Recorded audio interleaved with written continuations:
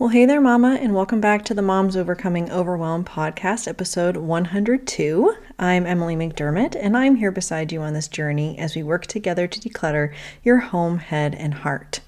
We have been focusing in some recent episodes about mental clutter, specifically in episode 99, Master Mental Clutter in 4 Steps. And one of the things I have been trying to declutter is my people-pleasing and people-pleasing tendencies. And that's why I'm so excited to bring you today's conversation with Mikki Gardner. Mikki is a certified life and conscious parenting coach and also the host of the Co-Parenting with Confidence podcast. And she is a mom to her 13-year-old son. And after learning how to navigate life post-divorce and using it as a catalyst to her own transformation, Mikki now helps moms move past the divorce drama to become calm, confident co-parents even without their ex's participation. And she's on a mission to help women navigate the emotional and practical difficulties of divorce and co-parenting while creating an intentional, joy, and ease-filled life after divorce. And Mikki and I have a fantastic conversation, especially if you have people-pleasing tendencies. I know you're going to love it. And she goes through 3 steps. She calls them her 3 A's in order to declutter those tendencies. I also love her definition of responsibility, so make sure you listen out for that. And without further ado, here is the conversation with Mikki Gardner. So go ahead and grab the notebook and pen and let's dive in. Hey there, Mama. Are you tired of all the stuff crowding your home, calendar, and mind? Do you wish you could say goodbye to the endless to-do list running around in your head? Want to declutter but don't know where to start? You're in the right place. Welcome to Moms Overcoming Overwhelm, where you will find proven and practical solutions to declutter your home, head, and heart. Hi, I'm Emily, a wife, boy mom, and simplicity seeker. I struggled to get pregnant and felt overwhelmed until I discovered decluttering could create the physical and emotional space I needed to become a mom. Now, 2 kids later, I've transformed my life and motherhood by developing simple systems around decluttering, capsule wardrobes, kid stuff, cleaning and tidying, meal planning, time management, and more, and I can't wait to share them with you. If you're ready to reclaim the time and energy you crave, be present with your kids, and finally enjoy the life and motherhood you so deserve, let's kick overwhelm to the curb, shall we? Grab your lukewarm coffee, your notebook and pen, and clear off some counter space. Let's do this.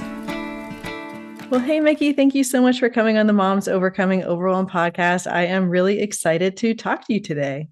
Oh, I am too, Emily. Thank you so much. I love what you talk about and this topic, so I'm excited to be here. Well, same. I can't wait to dive into this because I feel like this will be a nice coaching session for me, probably.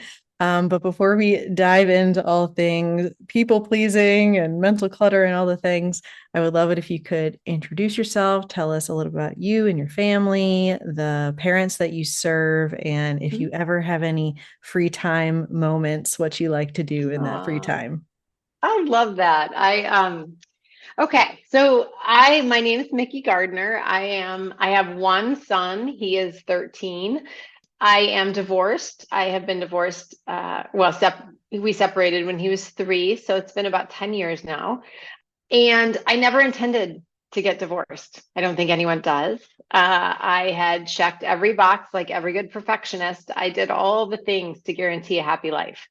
And unfortunately, in what felt like an instant, it all came crashing down. And I found myself really having to reconcile what I thought my life was and what it actually was. And it was a very difficult journey. We tried, to make it work, to stay together, and ultimately decided that it was the best choice of action was to divorce. And I'm grateful that we did it. Looking back, it's hard on the children mostly. And for that, I always have a lot of, there's guilt and I try to have a lot of compassion for my son, what he's going through. And I think the work that I do now is really for those kids that are just innocent bystanders in adult situations. And we don't mean it and it just happens. But I like to be honest about that part of it, because I am a proponent of marriage. I am a proponent of keeping families together. And I am a proponent of learning how to co-parent in a way when it best serves your children. And so, like, I always tell my son when he asks, which is still all the time, your dad and I are just better parents separate than we were together. And you're the priority. And so that's a very long-winded way of saying who I am, but I am now a certified life and conscious parenting coach, because I really had to learn the hard way and through sort of the mistakes and taking the hard knocks of what not to do, so that I learned how to become a more calm and confident parent and co-parent. And now I really have dedicated the work that I do to help women learn how to do that for themselves post-divorce, because I think it is our job as moms to be the healthiest, strongest versions of ourselves for our children. And I'm a firm believer, especially with what's going on in the world, we women are the ones that are going to change it.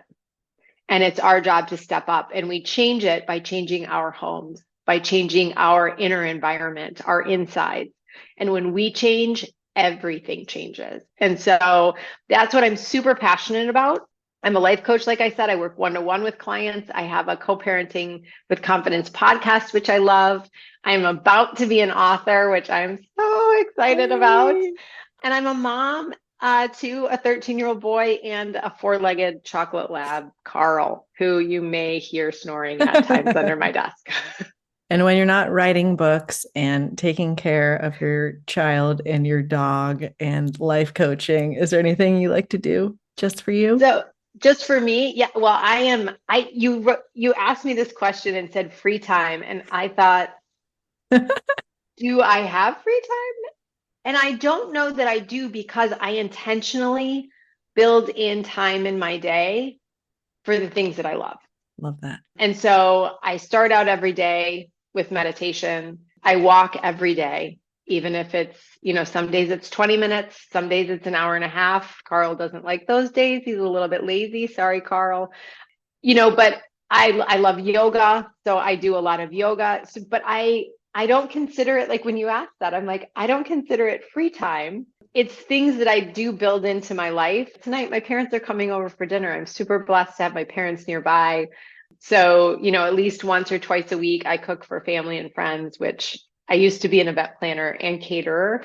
So that's like my past life. So I love food and cooking and having people at my table. So that's probably one of the things that I love in my quote unquote free time. Yeah, I love that. I really love that perspective, because a lot of times, and we're going to be talking about mental clutter, which can, come up as negative thoughts or kind of these should statements that we have. And a lot of times we think this victim mentality, or kind of having this martyr mentality in our motherhood, and saying like, well, I never have any free time. I never have any time to myself. And I know that having that more intentional approach to, like we were talking about when I was on your podcast, the non-negotiables, and kind of starting with those can kind of change our perspective. And I would love if you could take us to a time, and maybe this was during the time of your separation and divorce, maybe it was yesterday or today, but a time that you felt really overwhelmed in your motherhood, and just kind of what that looked like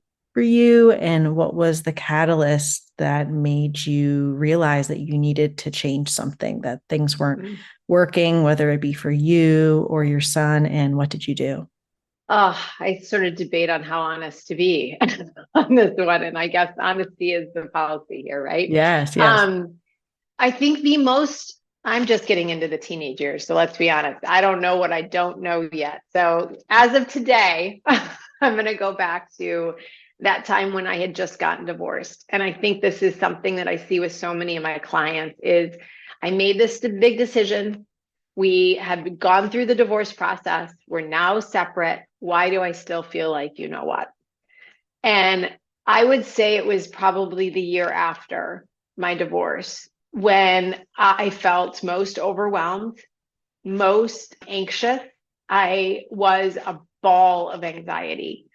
And what I now know is that I was just suffocating in people pleasing because I was trying to keep everyone else's feelings and emotions and their thoughts and everybody happy and sort of okay at the expense of myself.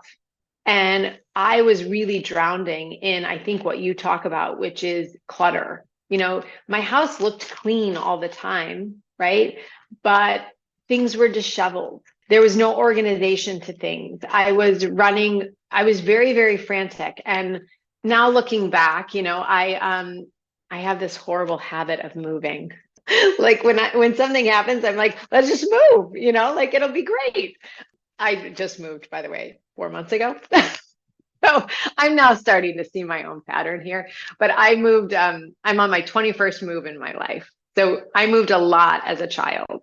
And it was always, I think I learned how to keep things looking good on the outside, but the closets are like full of all the stuff, of the boxes.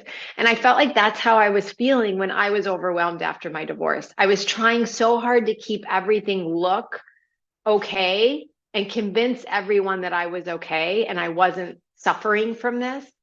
But I was full of clutter and overwhelm and anxiety. And so it was really coming out in, if I'm being completely honest, not being present with my son, being very short tempered, spending too much time partying, just making decisions that weren't moving me forward. They were really just creating more mess to clean up. And that to me is one of the things that people pleasing does, is that we're so busy valuing what other people want and think versus what is actually right and true for ourselves, that we end up making more mess in our life to clean up later by the decisions that we're making that aren't aligned for us. And so I think that's what that time really looked like for me. And I opened the book with a story about my son who, at the height of my people pleasing and anxiety, he was struggling. And it's hard to watch your children struggle because of your decisions and your mistakes and, all of those things. And we ended up at the naturopath, I can't say that, natural doctor, whatever. Yes. While I was trying to fix him, right? He wasn't happy. He was struggling with eating. Well, not with eating, but like just wasn't himself. And he had tummy problems and, right, he was anxious. He had all of the same things I was feeling, but I just wanted to fix it. And when the doctor left to go start whatever test she was going to start, he looked at me and he said, "Mama, why are we here?" And my ex-husband was sitting there. And I gave him the whole spiel, we're gonna make it great and we're gonna get everything done and blah, blah, blah. And he looked me in the eye and he goes, "But I don't think I'm broken." Oh, wow. And I realized, oh my gosh, in my brokenness, I am reflecting that on him.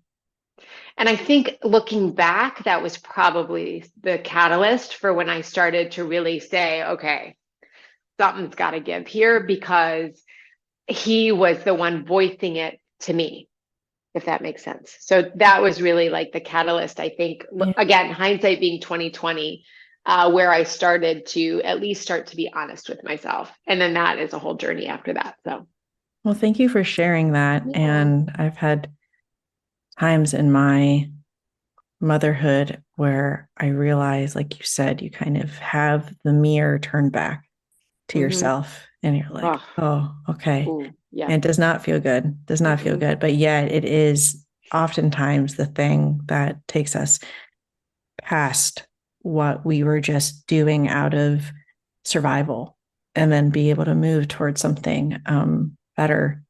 And I told you I was recently in Iceland, and we went to the place called Geyser, which is what geysers are named for. And at the beginning, there's all these people standing around. They're like, "What are you looking at?"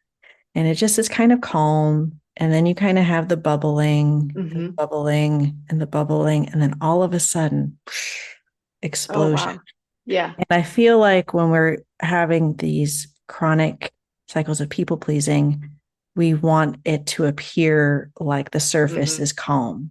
Mhm. But what happens is that it starts bubbling and bubbling and bubbling. And then at some point, that pressure has to be, Yep. released. And I would love if you could kind of talk to us a little bit about, you know, people pleasing and people pleasing tendencies and how it's affecting how we're showing up as Mhm. moms, kind of as a way that it's impacting like our mental clutter and the unrealistic expectations we put on ourselves as moms, or the should statements that are constantly in our brains, just kind of like what that looks like and the steps we can take to start dismantling, or in my favorite words, decluttering, our Mhm. people pleasing tendencies, so that isn't negatively impacting us anymore, and our Yeah. kids, I guess, because it impacts them too.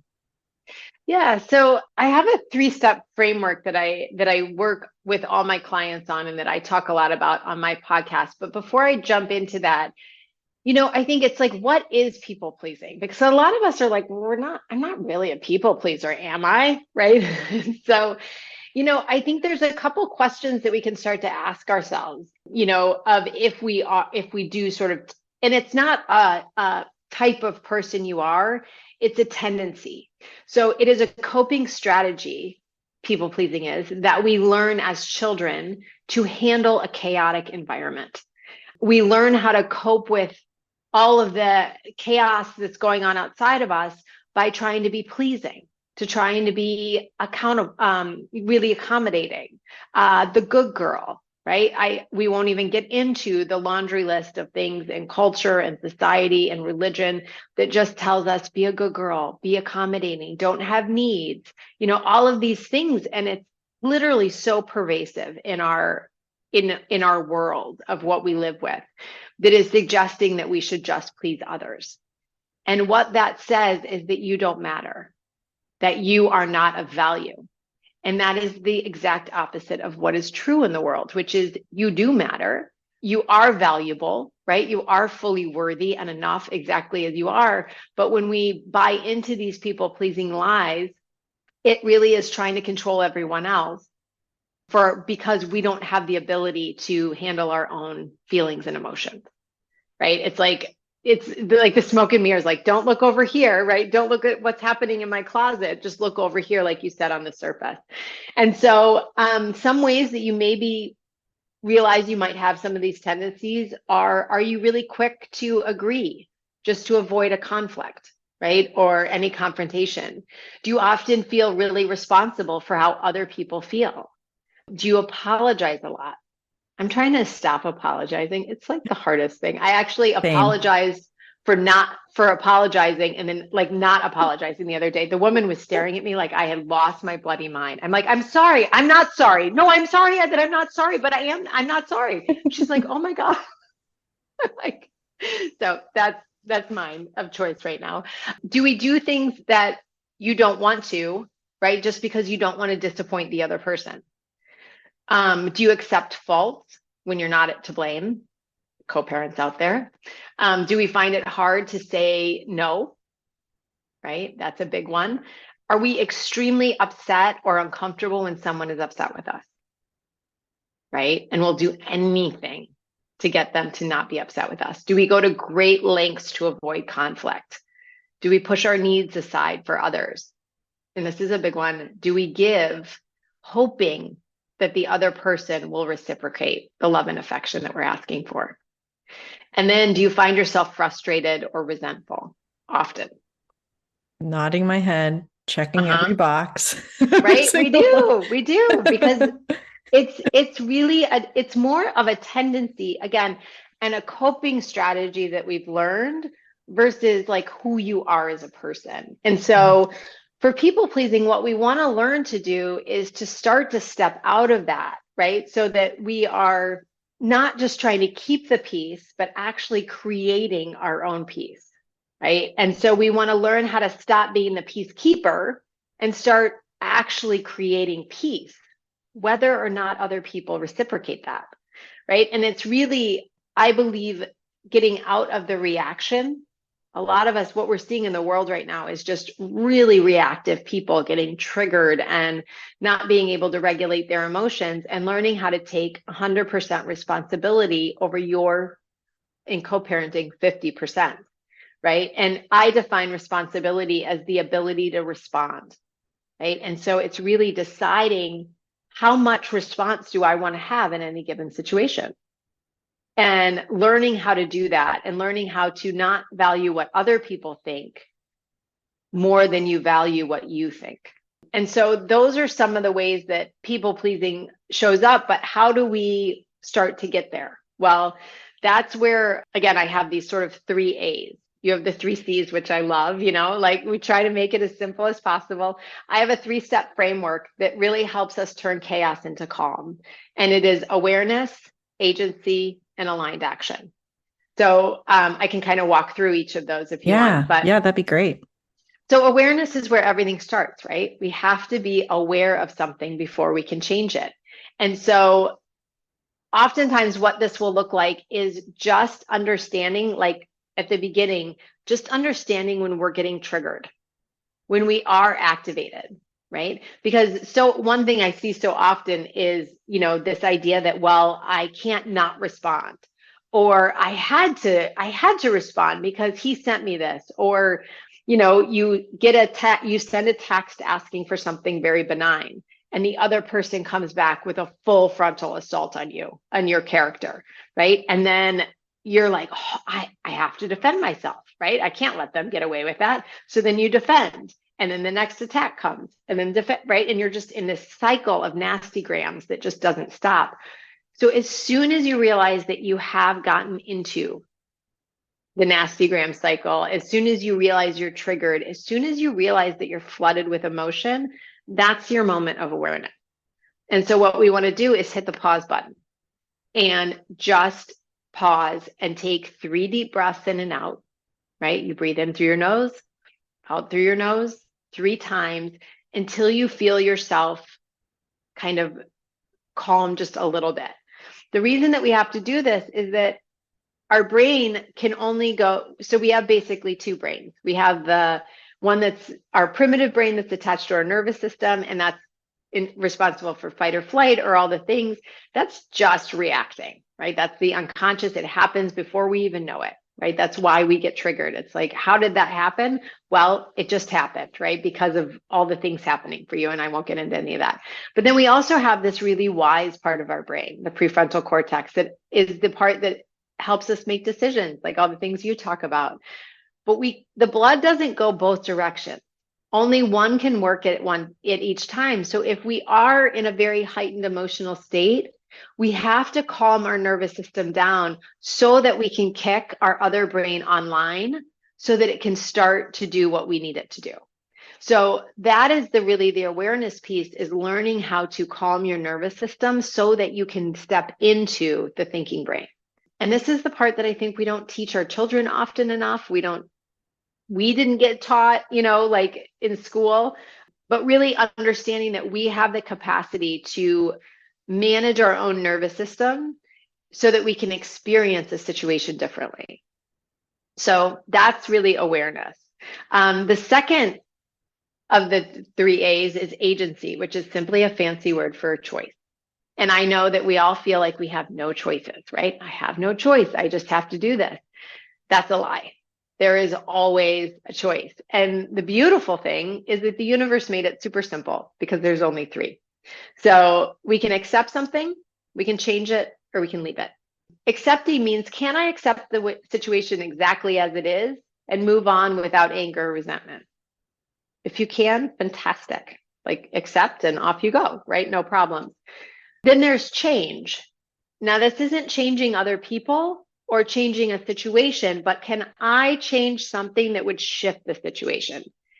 And then, do I want to? Because sometimes you can, but you don't want to.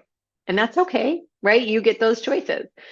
So that's really changing. And then leave is figuratively, literally, or energetically, right? And this is one that I see often because you don't want to leave as it relates to, especially in divorce, you are parenting with like the person that you least want to be around, right? The marriage or relationship ended probably not because of really awesome things. And you're thrown exactly right into co-parenting, right? During this emotional time, after the emotional time. And so oftentimes we can't leave because if you can, you don't want to, right? You want to be there for your children. So you're choosing to co-parent. But that doesn't mean that you have to be a doormat or the whipping post for that person. And that's what I mean by leaving, either figuratively or energetically. So like that text extreme, the text example that I gave, in that one, you don't want to accept that it's coming. You can't change it because you can't change the person from sending it, but you absolutely can leave that conversation with strength and with boundaries. And so that's sort of what leaving would look like. And then the third A is, once we have our choices laid out and we're more aware, well, now we can start to take aligned action, which is learning how to really take the actions from awareness, from purpose, and from intention that move us in the direction we want to go versus just reacting to everything that's happening. That is so helpful. And I think it can be applied in so many ways. I think when we talk about the concept of overwhelm and just that feeling, you don't feel like you have awareness or agency, or that you can even make that aligned action because you are in that primitive brain of just feeling like that overwhelm.